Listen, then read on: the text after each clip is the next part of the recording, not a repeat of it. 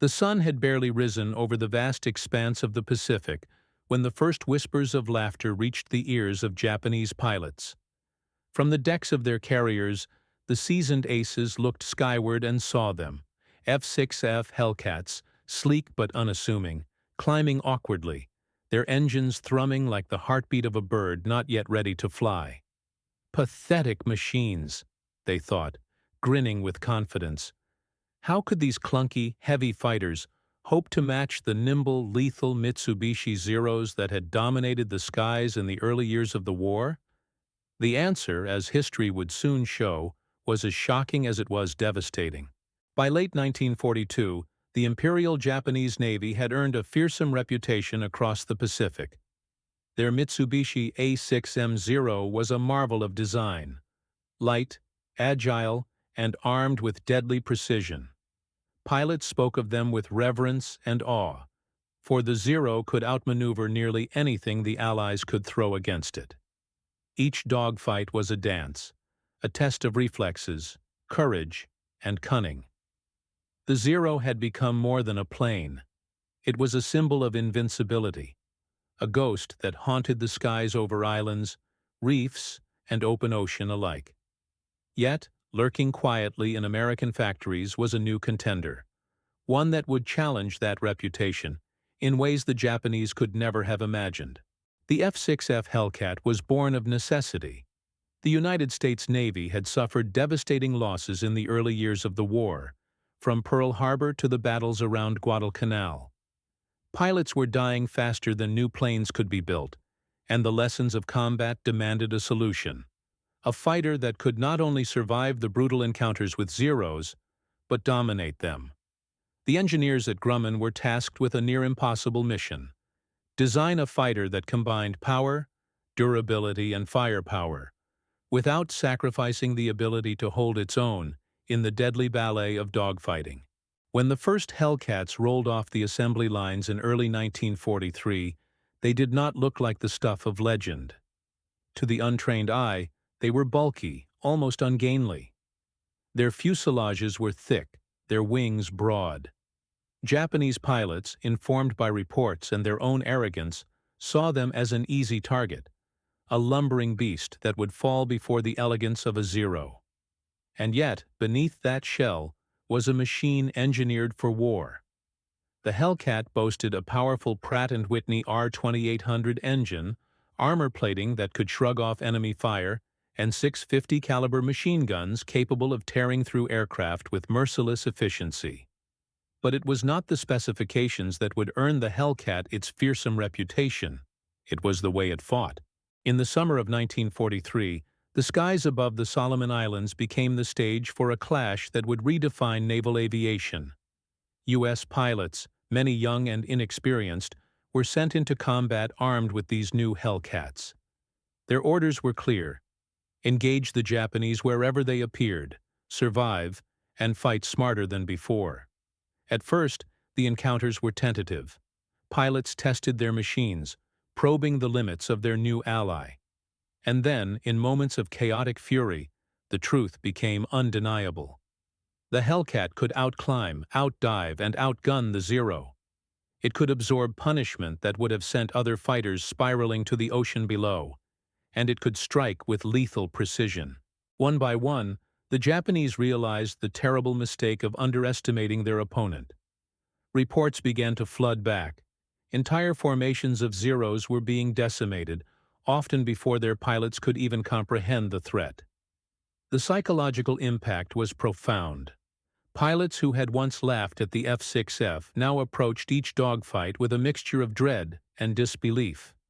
The nimble elegance of the Zero, long considered the ultimate expression of aerial combat, was no longer enough. The Hellcat's speed, resilience, and firepower rewrote the rules of engagement, forcing the Japanese to adapt or die. The turning point came during the Battle of the Philippine Sea in June 1944, a confrontation that would later be immortalized as the Great Marianas Turkey Shoot. The U.S. Navy, having learned from every hard lesson, deployed hundreds of Hellcats to intercept the Japanese fleet. What followed was nothing short of catastrophic for the Imperial Navy. The Zeros, once untouchable, were torn from the skies with shocking efficiency. Entire waves of aircraft were obliterated before reaching the American carriers. The air smelled of smoke, oil, and fire. Pilots screamed in their cockpits, some with courage, others with terror, as they were forced to confront a reality they had never imagined. The Hellcat, once mocked, had become the instrument of their undoing. Stories of individual heroism and tragedy emerged from the chaos. Ensigns who had trained for months found themselves facing seasoned Japanese aces, only to outmaneuver them with the cold logic of a machine designed to survive. Carrier decks were littered with wreckage, but the U.S. pilots returned home with a mix of exhaustion and triumph, their losses minimal compared to the devastation they had inflicted. For the Japanese, the battle was a grim awakening. Their aircraft, so revered and trusted, were being reduced to scrap in the blink of an eye. The psychological toll was immense. Pilots who had once considered themselves untouchable began to question their tactics, their leaders, even the very technology that had defined their dominance. In the aftermath, the F6F Hellcat's legacy was solidified. Over the course of the war, it would claim over 5,000 enemy aircraft, more than any other Allied fighter. It became a symbol not just of American engineering, but of strategic ingenuity and adaptability. The Hellcat had changed the nature of naval aviation, proving that technological superiority was not measured by elegance or reputation alone, but by resilience, firepower, and the ability to learn from past mistakes. Yet, beyond the numbers and statistics, there was a human story at the heart of the Hellcat's triumph. It was a tale of fear transformed into courage, of underestimation turned into revelation. Young American pilots, facing an enemy they had been warned about but did not fully comprehend, learned that survival depended on both skill and the trust they placed in their machines. Japanese pilots, once confident in the invincibility of the Zero, were forced to confront their limitations, to reckon with a war that was shifting in ways they could scarcely imagine.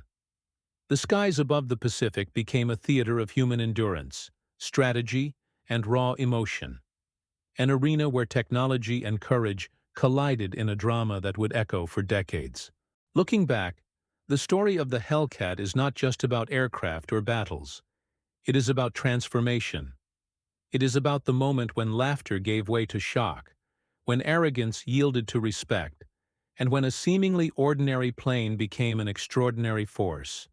It reminds us that in war, as in life, the assumptions we make can blind us to the truth, and the tools we underestimate may hold the power to change everything. The F6F Hellcat now rests in museums and air shows, its lines still recognizable, its history still spoken with awe. But the ghosts of those battles linger, the terrified screams of pilots, the roaring engines, the smell of smoke over the Pacific. It is a testament to human ingenuity and courage, and to the sobering lesson that dominance is never guaranteed. The pilots who once laughed at the Hellcat could never forget the skies it ruled, nor the devastating truth that sometimes the underestimated warrior is the one who writes history. As the sun sets over the endless ocean, one can almost hear the echoes of those aerial duels, the dance of life and death above the waves, the moment when the balance of power shifted forever. And in that stillness, the story of the F6F Hellcat endures, not merely as a machine, but as a symbol of resilience, surprise, and the relentless drive of those who dared to challenge the impossible.